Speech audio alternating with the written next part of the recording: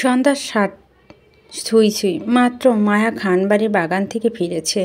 সন্ধ্যা রাতে বাগানে করা লাইটিং ঘুরে বেড়াতে চমৎকার লাগে মায়ের, তাই অভ্যাসত আজও তাই করছে। দুহাতে মায়া মাঝামাঝি সাইজে লাল বিড়ালছানা পুতুলটিকে বুকের মাঝে চেপে ধরে হেলে তুলে ড্রয়িং রুমে প্রবেশ করতে হেনা খানের প্রশ্নের সম্মুখীন হতে মায়াকে, তুই টই টই করে বেড়াচ্ছিস কেন?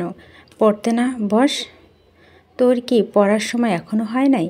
খানিকটা মন খারাপ গাল ফুলালো মায়া, মিহি সুরে বলে, হয়েছে তো দাদি। তাহলে পড়তে না বসে এদিক সেদিক দৌড়ে বেড়াচ্ছিস কেন শুনি? হেনা খানের ঝাঁঝালো কণ্ঠে খানিকটা চিন্তিত দেখায় মায়াকে। কপালে চিন্তার ভাঁজ ফেলে বোকার মতো প্রশ্ন করে বলে ওঠে, তাহলে কি আমায় হেঁটে বেড়াতে হবে দাদি? মায়া এমন প্রশ্নে থামেন হেনা খান। মায়ার দিকে কপাল কুঁচকে তাকে চুপ করে যান, কারণ মায়াকে এই মুহূর্তে আরও কিছু বলে নিশ্চিত মায়া সেটা রেস্ট টেনে ইতিহাস রচনা করবে, আধ্যাত্মিক যুক্তি দেখাবে।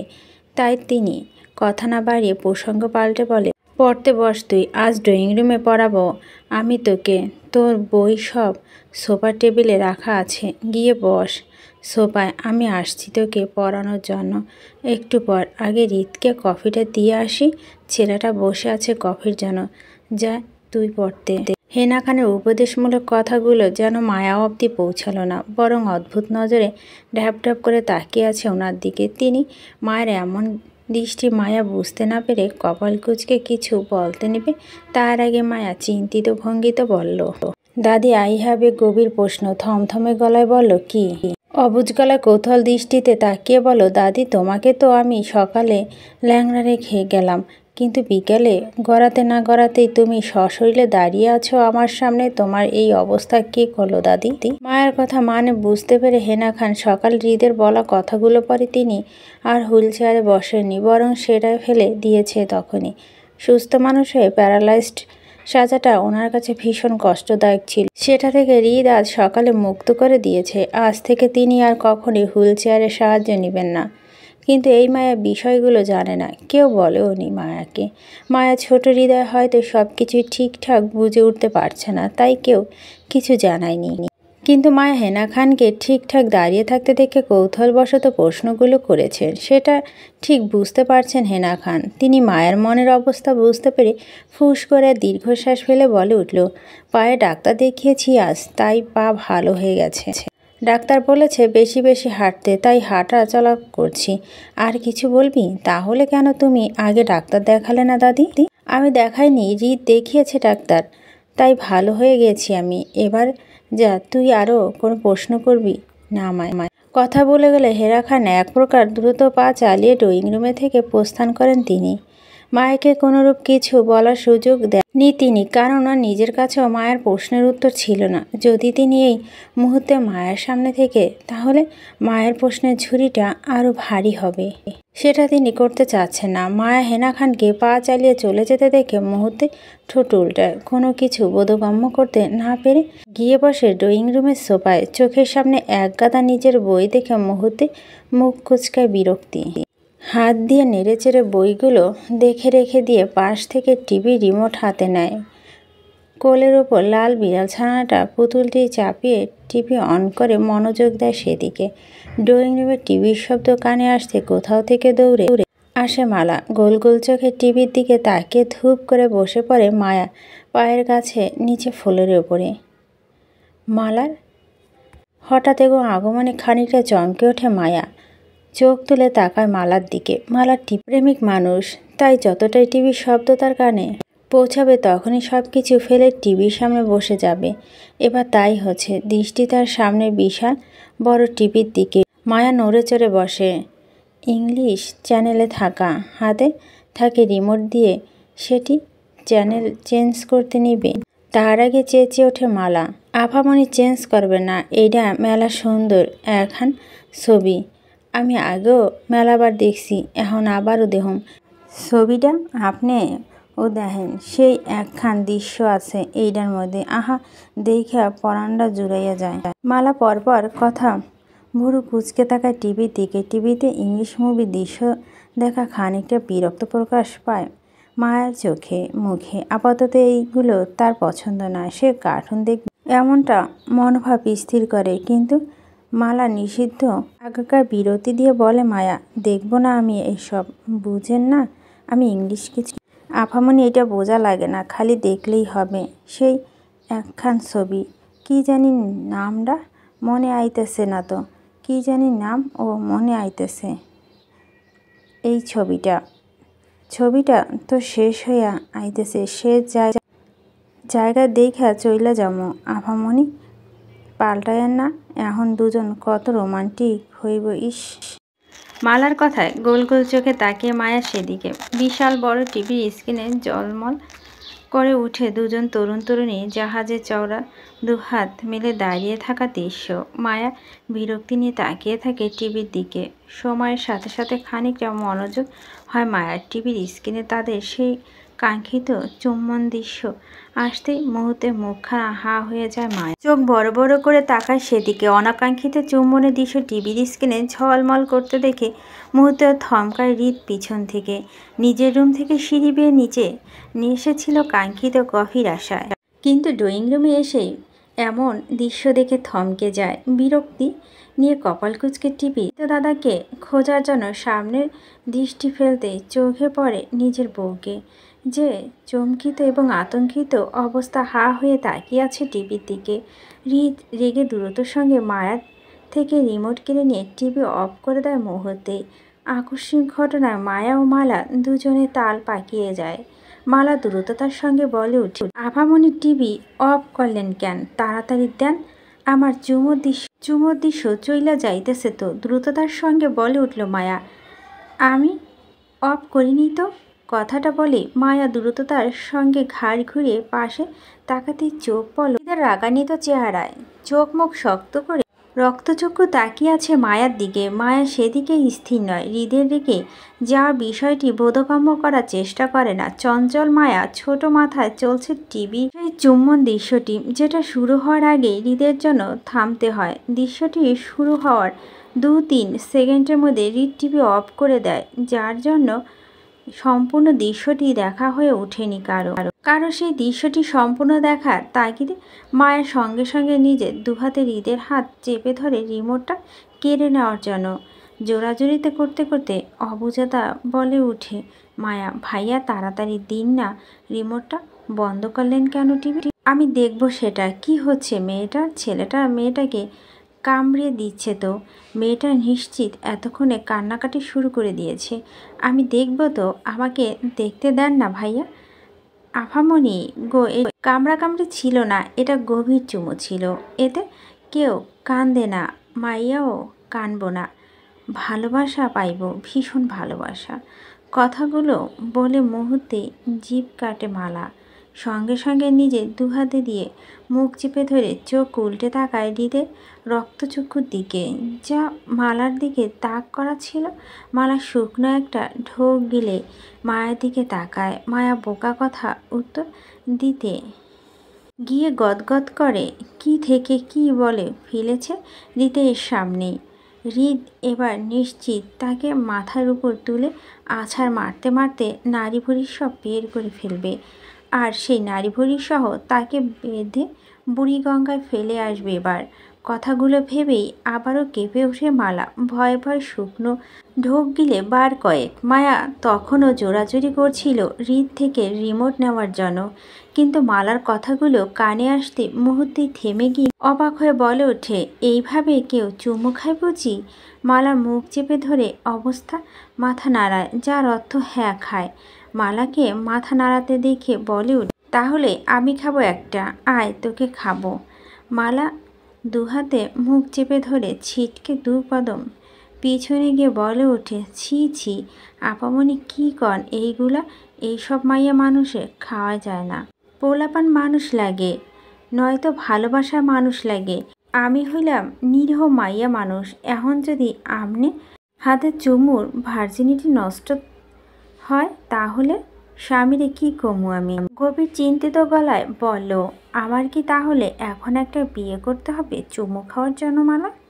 মালা বোকা তলে মায়া বেসামাল উত্তর দিয়ে যাচ্ছে একের পর এক। হৃদ নিজেকে আর কন্ট্রোল করতে না পেরে নিজের হাতে রিমোটটা সজোরে আছাড় মারে ফ্লোরে। সাথে সাথে শত খণ্ডিত হয় রিমোটটি। ফ্লোরের চারপাশে দূর দূরান্ত ছড়িয়ে ছিটিয়ে এলো পাথারি। হৃদের এমন কাণ্ড মুহূর্তেই উল্টো দৌড় লাগায় মালা। ভয়ে কণ্ঠে চিৎকার করে হেনা খানকে উদ্দেশ্য করে বলে, ম্যাডাম গো বাঁচাও। মায়া ভয়ে চমকে ওঠে। হৃদের হঠাৎ রেগে যাওয়ার মুহূর্তে ভয়ে আড়ষ্ট হয়ে আসে মায়া। হৃদের কোনো রূপ রাগের সাথে মায়া পূর্ব পরিচিত নয়। প্রচণ্ড ভয় নিয়ে চোখ তুলে তাকায় হৃদের দিকে ভয় দৃষ্টিতে। হৃদ চোখ মুছে শক্ত করে রক্ত চোখে তাকিয়ে আছে মায়ার দিকে। হৃদের চোখে নিজের চোখ পড়তেই ভয়ে চোখ নামিয়ে নেয় মায়া। ভয়ে সিঁঠিয়ে গিয়ে মাথা নিচু করে দাঁড়িয়ে পড়ে হৃদের সামনে। হৃদ মায়াকে ভয় পেতে দেখে নিজের হাত দুটো মুষ্টিবদ্ধ করে নেয়। সাথে সাথে চোখ বন্ধ করে বুকে ফুলে নিঃশ্বাস নেওয়ার মধ্যে দিয়ে কিচেন রুমে যেতে দৌড়ে আসে হেনা খানের মালার চিৎকারে। চোখের সামনে হৃদ ও মায়ার কাছাকাছি দাঁড়িয়ে থাকতে দেখে দৌড়ে যায় তিনি মায়ার পাশে।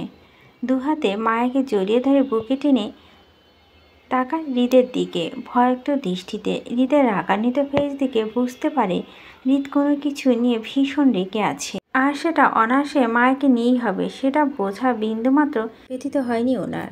তাই ভয়ে আড়ষ্ট হয়ে আরও খানিকটা শক্ত করে জড়িয়ে নেয় মায়াকে। তিনি হৃদের রাগ সম্পর্কে অবগত, কিন্তু ছোট্ট মায়া নয়। হৃদ সম্পর্কে কোনো ধারণা নেই মায়া। তাই এই মুহূর্তে মায়া হৃদের রাগ থেকে দূরে রাখার প্রচেষ্টায় ভয়ে সিকরি ভেজা কণ্ঠে বলে উঠল হেনা খান, কি হয়েছে হৃদ? মায়া কি বেয়াদবি করেছে তোর সাথে? দম নিয়ে কিছুটা সময় নিজের রাগ নিবারণ চেষ্টা চালায়। নিজের মনে মনে আড়াতে থাকে, control you self, he is non matured girl, just a kid.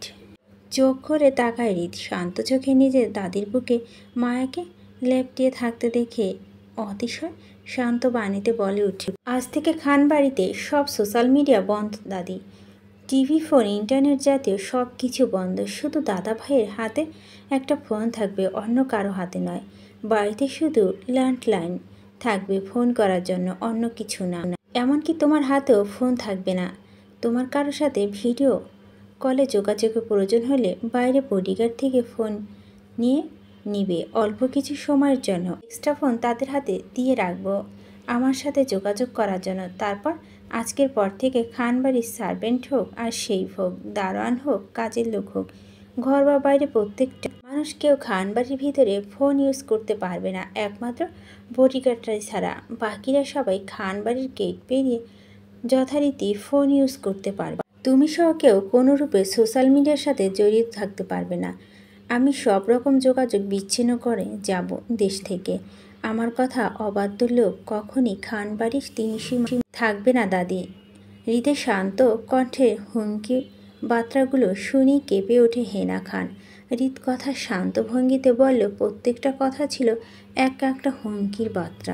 হেনা চমকায়। হৃদের হঠাৎ এমন কথার মানে তিনি বুঝতে পারছে না। হঠাৎ করে এত কঠোর সব নিয়ম করার জন্য বাঁধতে চাইছেন হৃদ, সেটা বোধগম্য হলো না ওনার। তিনি খানিকটা উত্তেজনা বলে উঠল, কিন্তু কেন হৃদ? নিজের দাদির কথা উত্তর না দিয়ে নিষ্পূর্ণ চোখে আবারও একবার মায়াকে দেখে নেয়।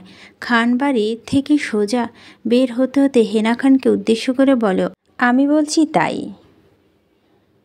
4:08 ছুটির ঘন্টা বেল বাজতে ক্লাসরুম থেকে পাঠদানকারী টিচার বের হয়ে আসে নিজ গন্তব্যের জন্য। ডান পাশে করিডোর ধরে পা চালায় অফিস রুমের দিকে। ক্লাস কক্ষে থেকে টিচার বের হতে দলবেঁধে বের হতে থাকে ছাত্রছাত্রীরা।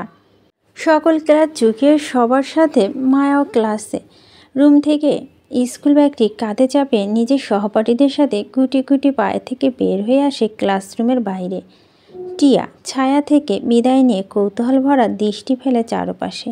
হালকা কপাল কুঁচকে চারপাশে তাকিয়ে কাউকে খুঁজে পাওয়ার প্রচেষ্টা চালায় মুহূর্তেই।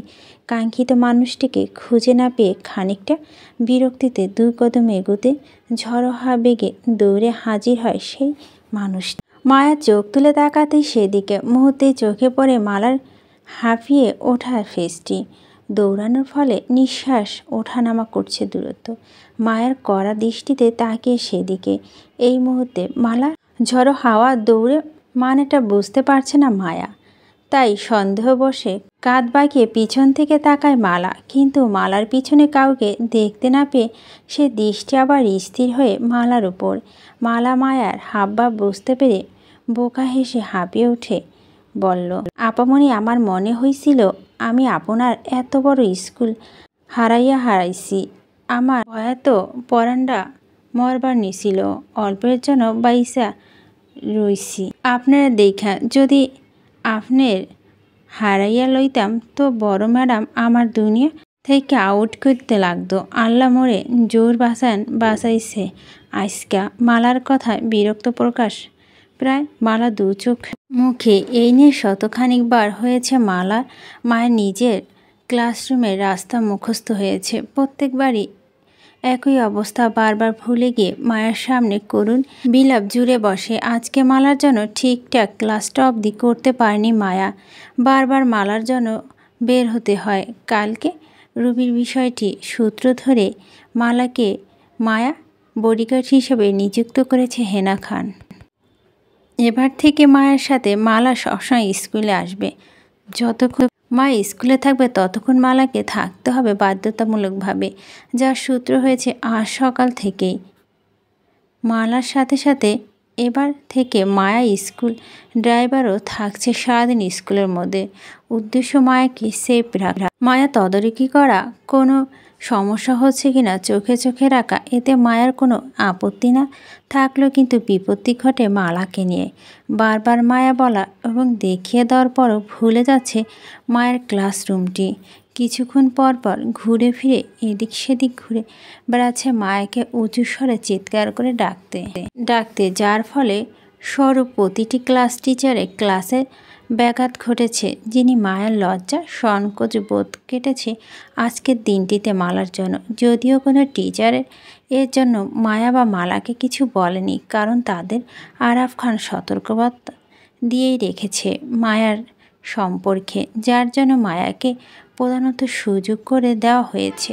ফলে কিছুক্ষণ পর পর মায়া ক্লাস টিচারকে বলে বের হতে হয়েছে এবং মালাকে সান্ত্বনা স্বরূপ বুঝিয়ে সুঝিয়ে কমন রুমে বসিয়ে আসতে হয়েছে। যে মায়া কিছুই হয়নি সে ঠিক আছে, কিন্তু মালার ধারণা যদি আবারও মায়ের ক্লাসে কেউ মায়াকে আঘাত করে বসে, তো সেটার জন্য অকালে মালার গর্দান যাবে হেনা খানের কাছে। নিজেকে সেফটি চিন্তা করে বারবার ছুটে আসা মায়ার কাছে নিজের শর্টকাট মেমোরি লসের জন্য অতি সূক্ষ্ম রাস্তাটুকু রাখতে পারছে মায়ের মধ্যে, যার ফলে বারবার ভুলে বসা মায়ের ক্লাস রাস্তাটুকু মায়া বিরক্তি চোখে আওড়ায় মালার মুখ পানে।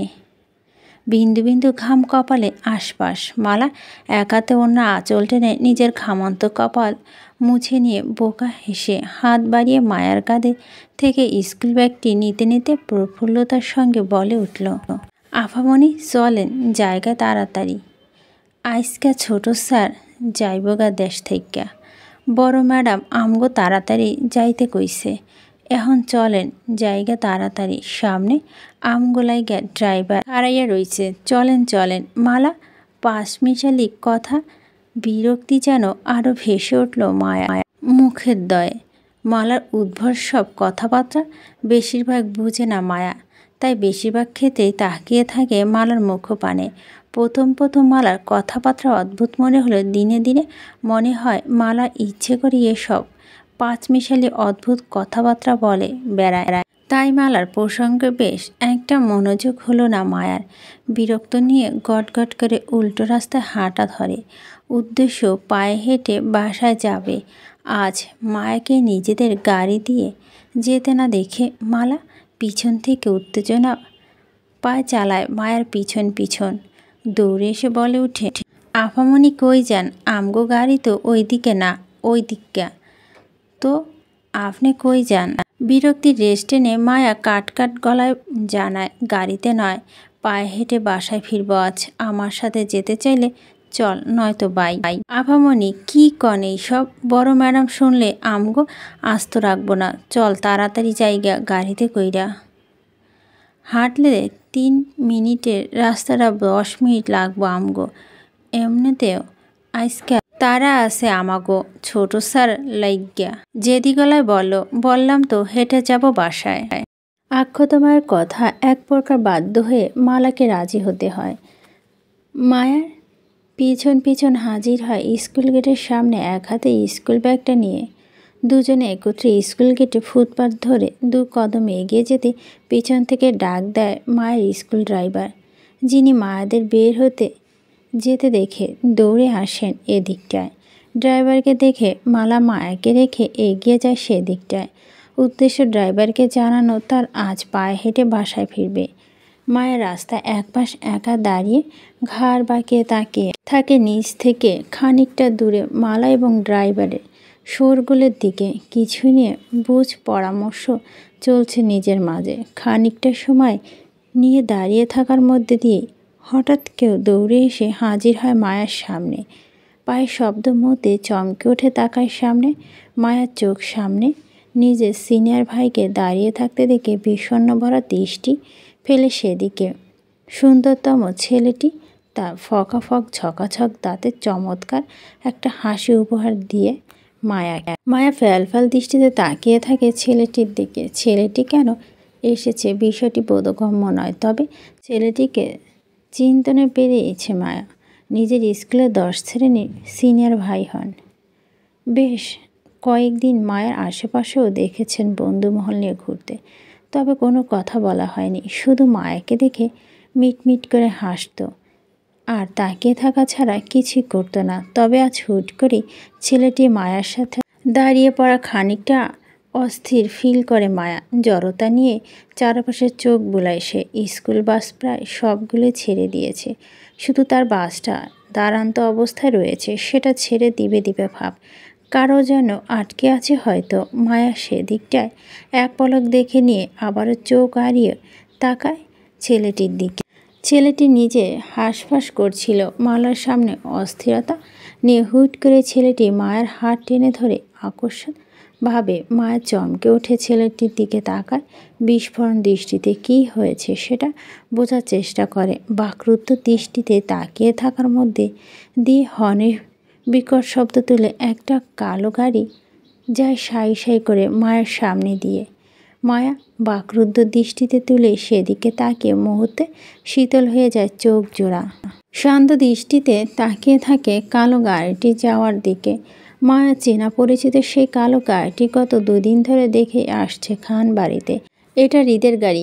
মায়া চিনতে বিন্দুমাত্র ভুল হয়নি। মায়া বাকরুদ্ধ ভাবলেসভাবে তাকিয়ে থাকে হৃদের গাড়ি যাওয়ার দিকে থ মেরে। মায়া একটা হাত তখনও সামনে ছেলেটির হাতের মাঝে ধরা ছিল। মায়া বিস্ময় তাকিয়ে থাকার মধ্যে দিয়ে ছেলেটি আবারও হাত টেনে ধরে দৃষ্টি আকর্ষণ করে মায়ার। মায়া চমকে উঠে তাকায় দ্রুততার সঙ্গে। ছেলেটির 2টো কার্ড আর কিছু চকলেট গুছিয়ে দেয় মায়ের হাতে। ব্যস্ত ন্যায় লাজুক ভঙ্গিতে বলে উঠল, এগুলো তোমার জন্য, আর কাল আমার উত্তরটা চাই। অপেক্ষায় থাকবো তোমার। এখন আসি আমি, বাই। কথাগুলো ইতি টেনে ছেলেটি ছুটল নিজের গন্তব্যের উদ্দেশ্যে। হতবাক অবস্থায় মায়াকে রেখে উঠল দাঁড়ান্ত বাসটির মধ্যে। চোখের পলকে ছেলেটি বাসে চড়ে বসতেই বাসটা ছেড়ে দেয় আপন গতিতে, যেন এতক্ষণ ছেলেটির জন্য বাসটি অপেক্ষাতর ছিল। মায়া হতবাক হয়ে যায়। কি থেকে কি হলো, সম্পূর্ণ বিষয়টি মায়ের উপর দিয়ে যায়। বিষণ্ণ ভরা দৃষ্টি এবার কৌতূহলী হয়ে ওঠে মুহূর্তেই। হাতে থাকে চকলেট আর কাবাটের দিকে তাকাতে কপাল কুঁচকে আসে মায়ার। হাতে থাকা কার্ডগুলো উল্টে পাল্টে দেখে নিতেই হাজির হয় মালা। নিজ কার্য শেষ করে মায়ের পাশ ঘেঁষে দাঁড়াতে আবার উত্তেজিত দেখালো মালাকে। অনেকটা উত্তেজনা রেশ কাটতেই উঠতে না পারি ব্যস্ত ভঙ্গিতে বলে উঠল মালা, আফামনি আপনারে এইগুলা কে দিল? হায় হায়, আমি চরম একখান জিনিস মিস করছি। আপনি আমারে ফালাইয়া পেমসিরি লইয়া লইছেন, আমার লাগে একটু অপেক্ষা করতে পারলেন না?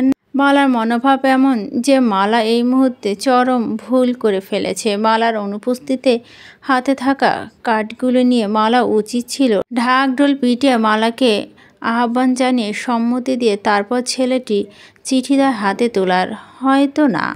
মালার কথা মায়ার বিষণ্ণ ভরা দৃষ্টি তাকিয়ে মালার দিকে এক পলক মালাকে দেখে নিয়ে পর মুহূর্তেই চোখ দুটো স্থির হয় নিজের হাতে থাকা জিনিসগুলো মধ্যে। বিষণ্ণতা কাটিয়ে উঠতে না পেরে হাতে থাকা জিনিসগুলো দেখতে দেখতে অবুঝ গলায় বলে উঠে, এগুলো প্রেম চিঠিমালা? আমাকে কি তাহলে প্রেম নিবেদন করলো সিনিয়র ভাই? তো নয়তো কি? কেডা আপনারে প্রেম চিঠি দিল এইটা কন আগে?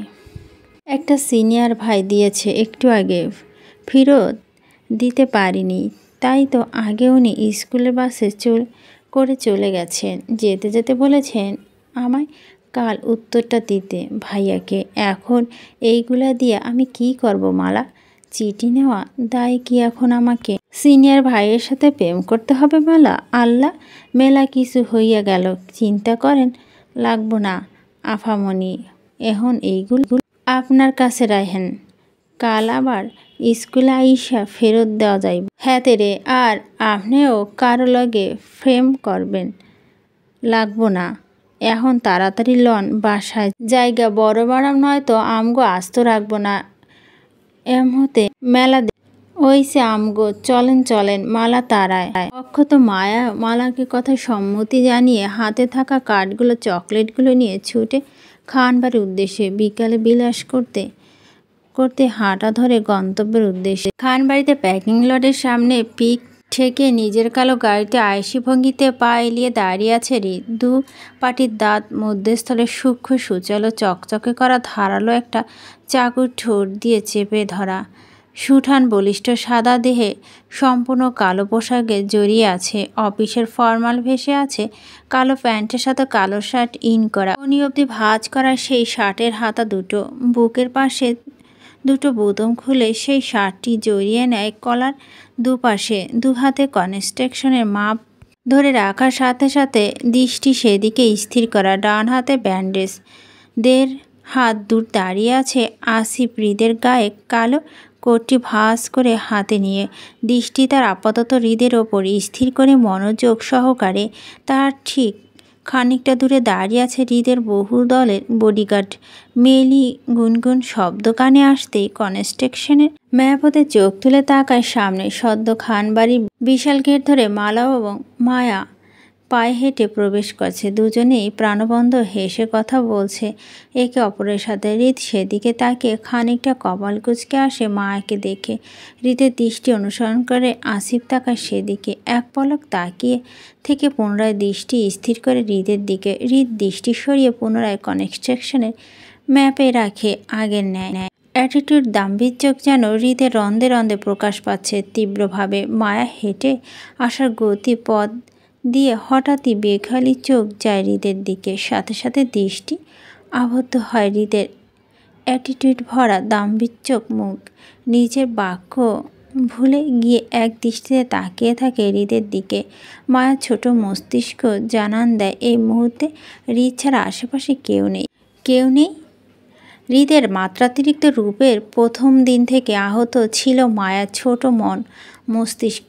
আজ যেন সেটা আরও 16 আনা পূর্ণ হলো। হৃদ গেটআপে দেখে পাশ থেকে মায়ার কোনো সারা শব্দ না পেয়ে মায়ার দৃষ্টি অনুসরণ করে সামনে তাকাতেই চোখে পড়ল হৃদের অ্যাটিটিউড গাম্ভীর্য মুখ। সাথে সাথে ভয়ে চমকে উঠে মায়া মনোযোগ ভস্ম করে দেওয়ার চেষ্টা করে বলল, আভামনি চোখ সরান ছোট সাহেবের থেকে। ছোট সাহেব পছন্দ না কেন স্যারে? দেখুন আপনার দেখাইলে স্যারের বডিগার্ড গুলারে দেখালন, কেউ কিচ্ছু কইব না। মুই ও কইমু না কিছু, তাও ছোট স্যারের দেহাকান যাইব না। দেখেন না স্যারের মুখে ছুরি লইয়া রাখছে। ছোট স্যার মেলা ডেঞ্জারাস একখান মানুষ। বাংলা ছবি ডিপজলের লাহান, শুধু ডিপজল মেলা কালা ছিল আর ছোট সাহেব মেলা সুন্দর। মালার কথাগুলো ভালো চোখে নিল না মায়া। এই মুহূর্তে চরম বিরক্ত সে মালার উপরে। মায়া ধারণা মালা হৃদের নামে মিথ্যা রটানো চোখ আছে। কারণ মায়া জানা মতে হৃদকে কখনোই খারাপ কিছু করতে পারে না। সুন্দর মানুষগুলো কখনো খারাপ হয় না, বরং অনেক ভালো হয় তাদের সুন্দরের মতো। হৃদও ঠিক তাই। হৃদ কখনো খারাপ কিছু করতে পারে না আর না করতে জানে। কই মায়া তো কখনো শুনেনি হৃদ খারাপ লোক আর না পেরেছে হৃদকে খারাপ কিছু করতে। তাহলে কেন সে অন্যের কথায় তার সুন্দর মানুষটিকে ভুল বুঝবে, খারাপ বলে জানবে? রাগান্বিত চোখে জেদি গলায় বলে উঠল মায়া, আমি ওনাকে দেখব, আমার ওনাকে দেখতে ইচ্ছে করে। হৃদ ভাইয়া ভালো, খুব ভালো, তুমি খারাপ, ভীষণ খারাপ, যাও তুমি। আস্থা গফুল্লাহ আপামনি ভালো কথা কইল দোষ আল্লাহ ভালায় জামানা কি শেষ হইয়া গেছে নাকি দুনিয়া থেকে মুই কি ভুলভাল জায়গা আইয়া পড়ছি। মোর মতো ভালো মানুষ কি দুনিয়াতে আর জায়গা আইব না? না মালা পরপর কথা এবার বড্ড বিরক্ত প্রকাশে পায় মায়ার চোখে মুখে। আপাতত সে হৃদকে নিয়ে কোনো প্রকার বাজে কথা শুনতে ইচ্ছুক নয়। তাই মায়া এত রাগ ও বিরক্ত মালাকে ঘিরে। কথা না বাড়িয়ে মালা হতাশা মুখখানা থেকে দৃষ্টি সরিয়ে পুনরায় তাকায় হৃদের দিকে। এবার মালার কথা অনুযায়ী হৃদের ঠোঁট চেপে ধরে রাখা সুচালো চকচকে চিবুক দিকে তাকায়। মুহূর্তে আতঙ্কে উঠে মায়া, ভয়ে হিম ধরে যায় সারা শরীর জুড়ে। মায়া কখনো হৃদের এই রূপ দেখেনি।